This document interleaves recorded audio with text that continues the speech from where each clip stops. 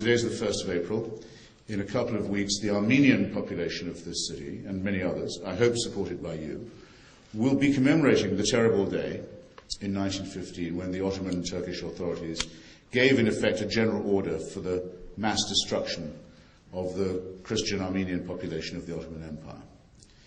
And they don't just have to remember this terrible event. There are a few of them left now who do physically remember it. I used to speak every year in Times Square in mid-April with a row of old ladies and old men in the front of the audience who were survivors. They've all died now.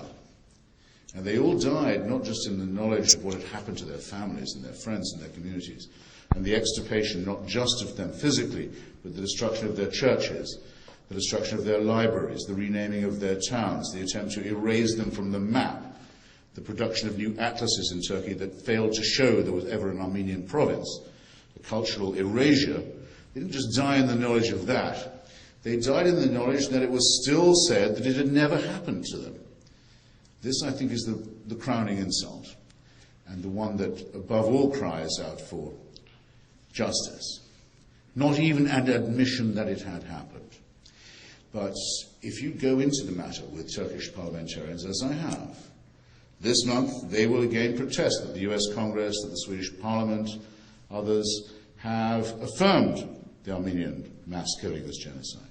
There will again be threats from Turkey. They'll cut off relations with all countries. They'll even dare to name it as such. Every parliament in the world discusses it, not the Turkish one. Flat, stone-faced denial. But go into it a bit further, and you'll suddenly hear them say, well, the Armenians were taking the Russian side in the First World War. They were a subversive minority within our borders. They didn't follow our religion.